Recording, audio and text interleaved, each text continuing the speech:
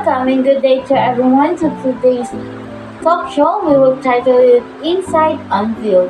So for today's video, we will dive deep into the topic that shaped our world. So to today's video, of course, usually we have a special guest, which is this guest is from Cotabato State University, a student of social work.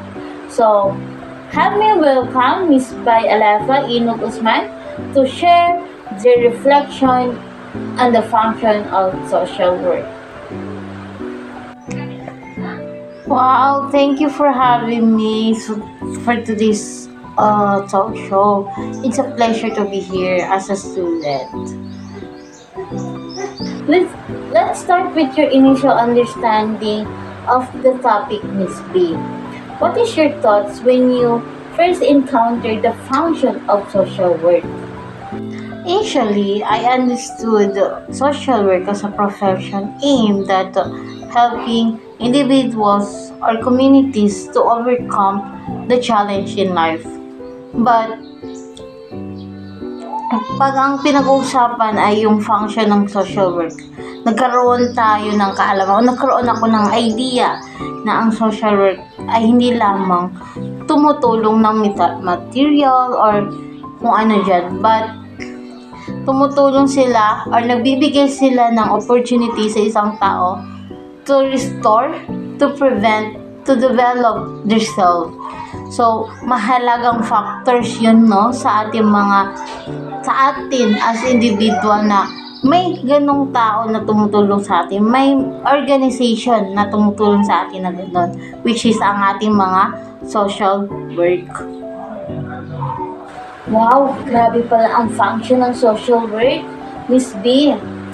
How does function connect to your personal belief or experience? Siguro they are connected na kasi ako yung tao na mahilig din naman tumulong. Mahilig akong tumulong. So, siguro itong function ng social work deeply resonate to my belief that in this world, the most important thing is the empowerment and the support that you has in your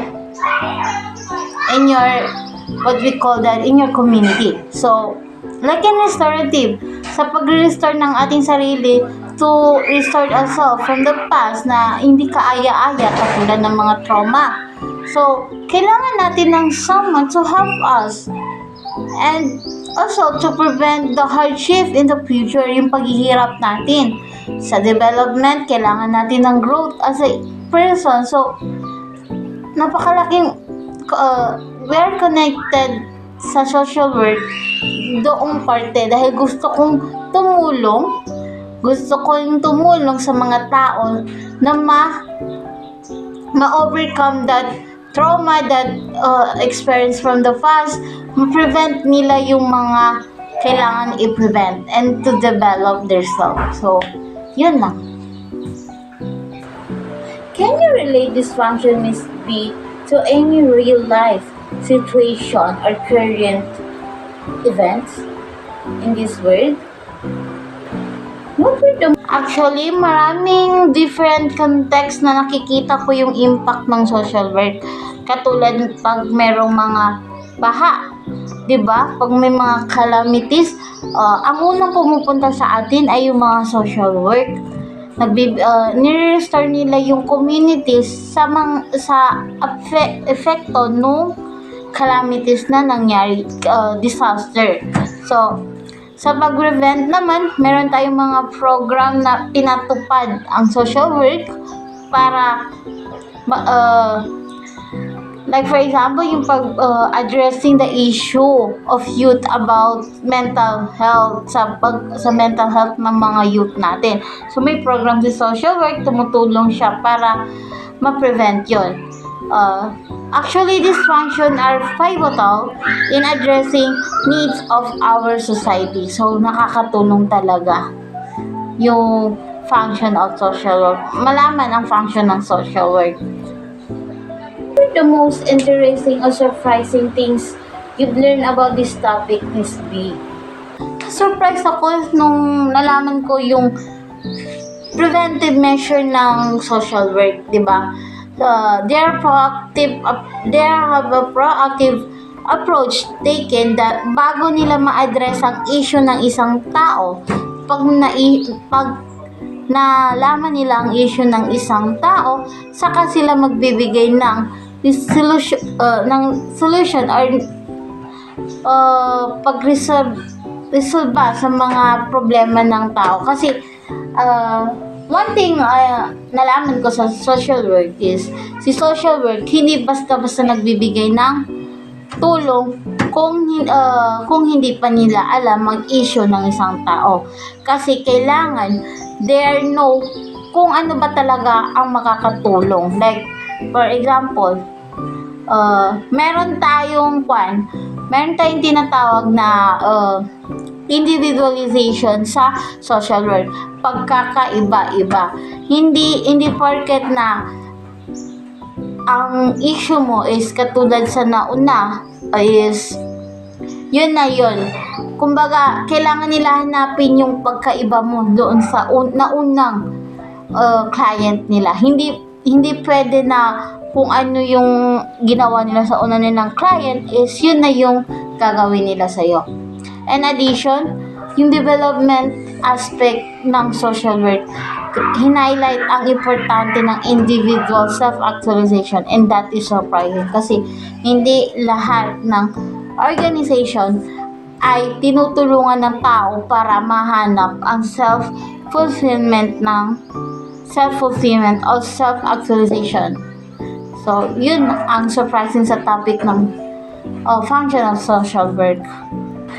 How have this insight impact your perspective or understanding in social work, Miss B, as a student? Impact of this topic to my perspective or understanding is deepen my appreciation sa mga social work. They've reinforced my belief or knowledge in the various stage of individual life journey. So, parang nalaman ko na itong course pala na kinuha ko, hindi basta-basta, di ba?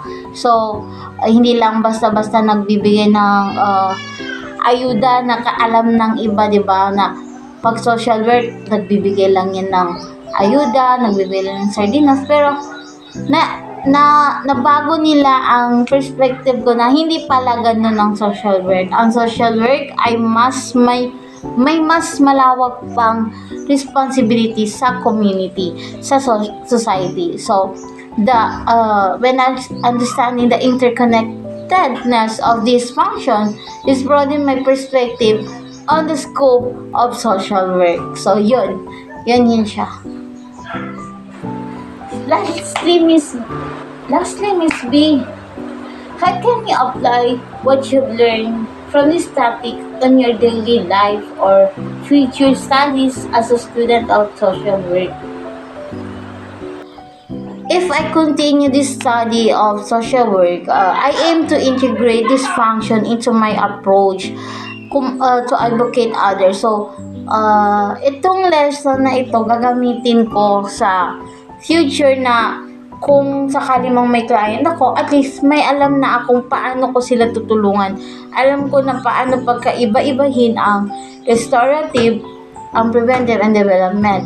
Alam ko na kung ano ang kailangan ng isang tao, kung kailangan ko bang i-restore ang kanyang pagkatao, i-develop ba ang kanyang pagkatao, o may kailangan akong ipa-prevent sa kanya. So, yun na. So, kailangan, malalaman ko, magagamit ko to sa pag-advocate sa kanila in the future.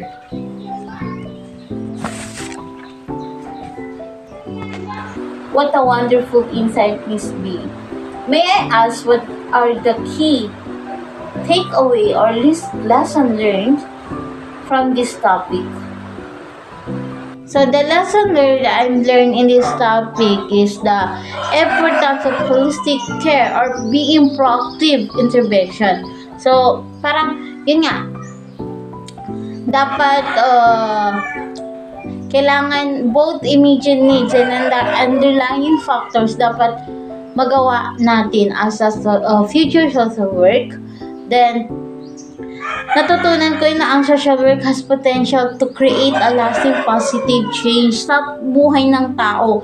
Katulad ng sa development factor. So, pag na-develop mo ang buhay ng isang tao is napaka-good ka na yun, di ba? Parang, ang ganda sa pakiramdam. Ang ganda sa pakiramdam na nakatulong ka sa isang tao. Then, additionally, paulit-ulit ako sa development, the empowerment of self-actualization. Grabe. Doon, yun talaga ang tumatak na lesson learned sa akin. Thank you, Miss B or by Alafa, for sharing me your thoughts and realization, of course, reflection sa function ng social work. Your passion and dedication to making a difference are truly improving. Thank you, Miss by Alefa. Again, thank you for having me. It's been a pleasure to be here and discuss and share to you my knowledge, about the function of social work. It's nice to be here in your talk show. Thank you.